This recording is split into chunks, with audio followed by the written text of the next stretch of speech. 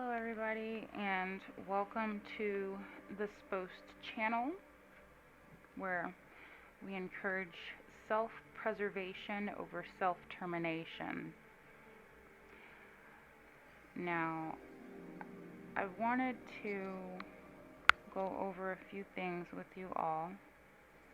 First, by praising my Elohim, praise Yah, and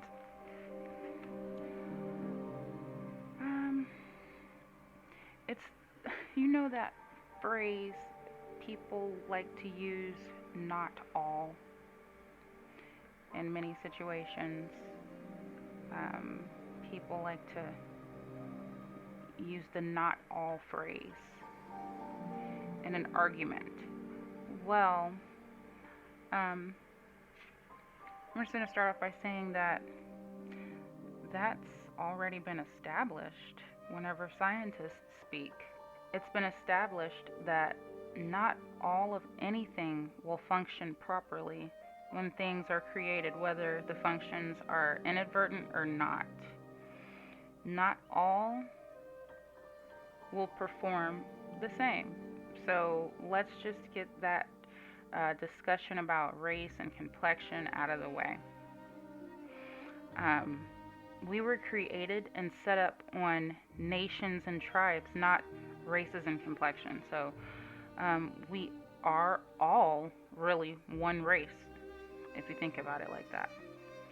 Now, with that being said, it goes without saying that there are top nations and there are bottom nations. See, the greatest illusion so-called whites could use was physical appearance. Because when you know that appearance is an issue for you, when the rest of the world has melanin, then you need to distract them with illusions and deflections. They hide behind the guise of a pure race to push their agenda. White government will never do anything about white supremacy because they are protected, or were protected, by white supremacy. For centuries they've been protected by white supremacy. They will not kick themselves in the teeth to spare another, because they know that if they turn on themselves, it will give others an opportunity to bring this current system down.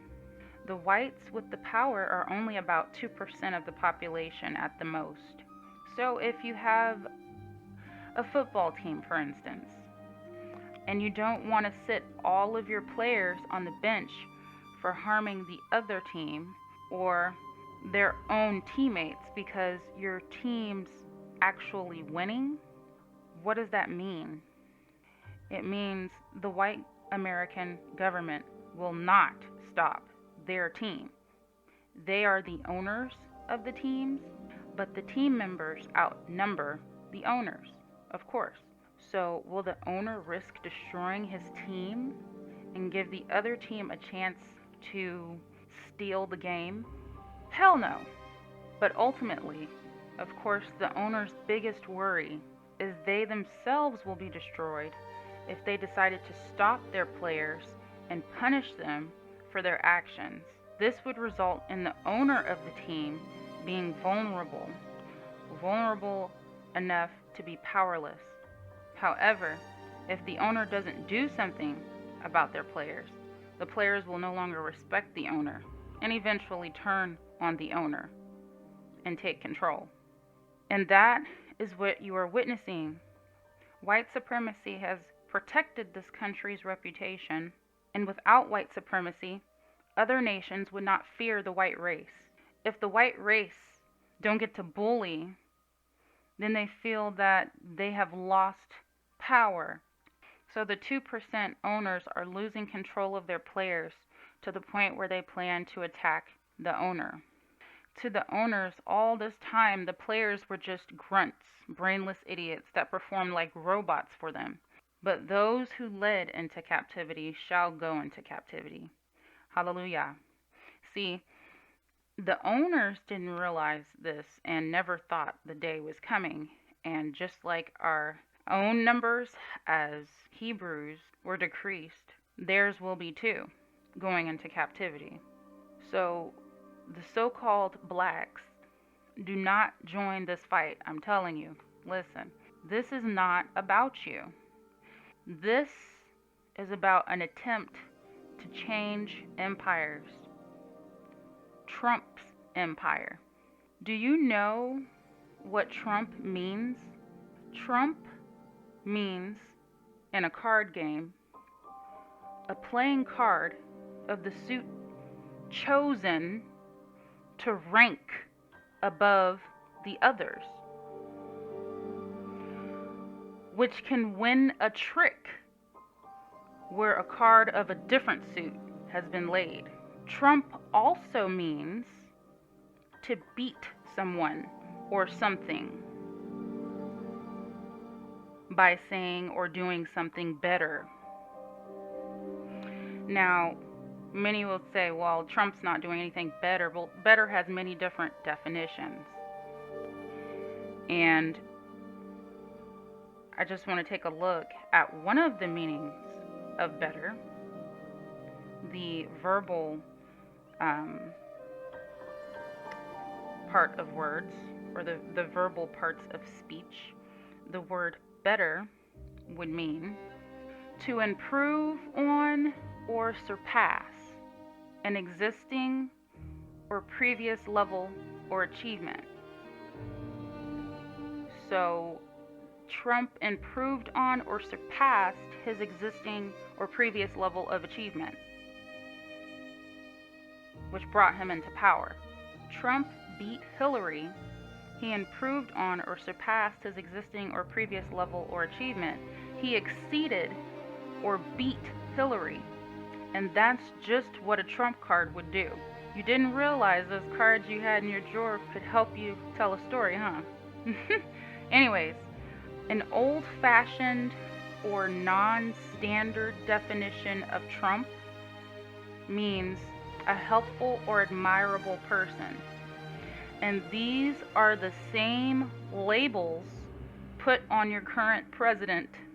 If you look up the name Donald, it comes from the Gaelic name Domhnall, meaning ruler of the world. John, Trump's middle name, originated from the Hebraic form, or Hebrew. It's pronounced Yohanan, meaning Yahweh has been gracious. Donald J. Trump is a sign for all of us on this earth. Pay attention. Now, let's take a look at the former President Barack Hussein Obama. Barack means lightning or to shine.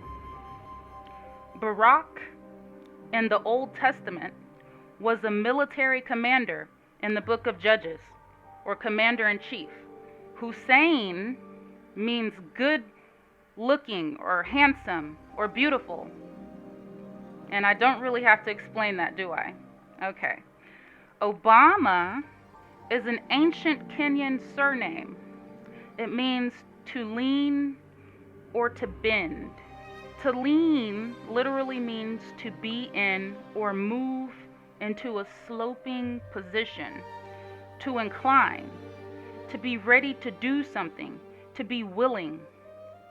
A deviation from the perpendicular, a twist on something, to shape or force into a curve or angle, which Yah did when Obama was elected.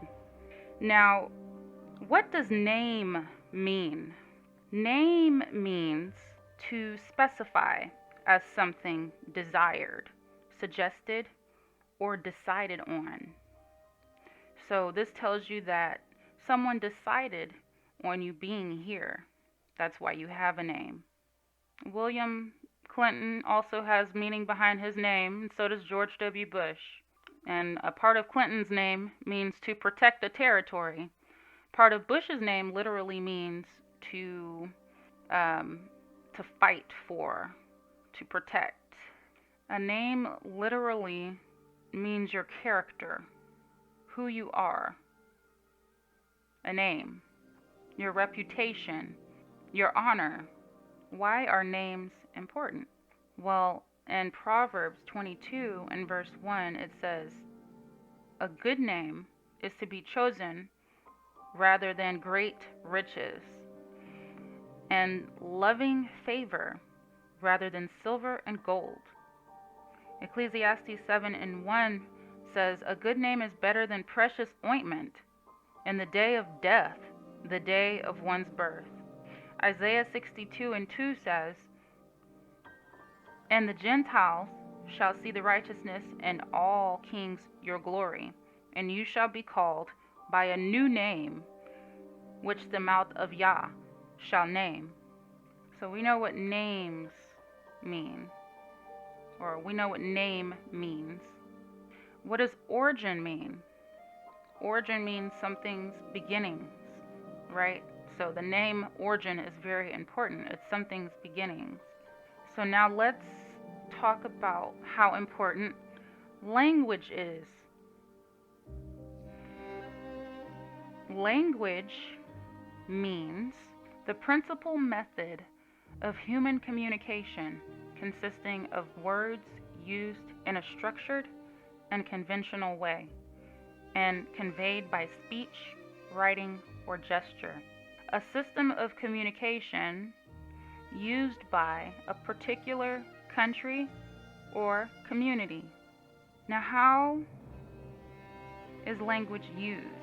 It is used as a form or manner of verbal expression when talking about communicating with people. I'm not talking about nonverbal, I'm talking about verbal language. It is used as a form or manner of verbal expression. We were meant to verbally express, but is it important, and should you take what you verbally express seriously? Well, I know right now we communicate about ideas with one another, and feelings and opinions and value and much labor. We communicate about man's rules and man's ways and man's achievements and man's laws. And no one but the Hebrew Israelites speak to one another about the Creator. So, is it important to watch what you speak? You bet it is. I'm going to read a few Bible verses about speech. Psalms 141 and 3. "Set a watch, O Yah, before my mouth. Keep the door to my lips." Psalms 19 and 14. "Let the words of my mouth and the meditation of my heart be acceptable in your sight, O Yah, my strength and my redeemer." Psalms 49 and 3. "My mouth shall speak of wisdom, and the meditation of my heart shall be of understanding." Proverbs 8 and 13. "The fear of Yah is to hate evil, pride and arrogancy in the evil way, and the froward mouth do I hate." Proverbs 18:13. "He that answereth a matter before he heareth it, it is folly and shame unto him." Proverbs 18 and 21. "Death and life are in the power of the tongue, and they that love it shall eat the fruit thereof." Proverbs 15 and 1. "A soft answer turneth away wrath, but grievous words stir up anger." Now, isn't that what happens when we fight one another? We use harsh words and language that stirs up anger. We fight because we are in a land of war, constant war, and there is no peace. We fight our own kind. I just want to show you that language is a real powerful tool. And language is important to your Creator, which is why in Proverbs 13:3 it says, "He that keepeth his mouth keepeth his life, but he that openeth wide his lips shall have destruction." And Proverbs 141:3 reads, "Set a watch, O Yah, before my mouth, keep the door of my lips." And that's why it's important to watch your mouth, because it determines if you live or die. And of course, Yah determines life and death. Yah loves us and wants to see us turn from our wicked ways and live. But with all of the illusions around us, we've been lied to. This pandemic has shed light on what's to come, and that is the wrath of Yah. The earth is preparing to vomit us out. Yah will judge us for all of our actions, whether they be good or bad. And they that be wise shall shine as the brightness of the firmament, and they that turn many to righteousness as the stars forever and ever. Daniel 12:3. Job 26:7 says, "He stretcheth out the north over the empty place, and hangeth the earth upon nothing." Psalms 104:5 says, "Who laid the foundations of the earth, that it should not be removed forever?" And then Leviticus 18:27 and 21, or 27 and 28. "For all these abominations have the men of the land done, which were before you, and the land is defiled. That the land spew not you out also, when you defiled it, as it spewed out the nations that were before you." So this has happened before. It's not about global warming or climate change. It's simply the earth spewing out the nations. And even though this particular verse I read in Leviticus was meant for the Israelites directly at that time, these laws are for the whole earth. These laws, these statutes, and commandments are for the whole earth. That's exactly why when in Isaiah 62:2 it reads, "And the Gentiles shall see your righteousness, and all kings your glory. And you shall be called by a new name, which the mouth of Yah shall name." If you read all of Leviticus 18:27 and 28, or all of Leviticus chapter 18, I just read 27 and 28, but if you read the whole chapter of Leviticus 18, it's telling you right there that when you commit these abominations on the land starts to spew you out. But Isaiah 62:2 is for the Gentiles seeing the righteousness of the Israelites, because it is our duty to teach the earth the law, statutes, and commandments. That is our duty. So you see, in this living earth, language and speech are very important to your well-being. And a good name is a sign and or a blessing. So be careful how you play your cards. I will make another video expounding on this topic. Love, peace, happiness. Praise Yah. Shalom.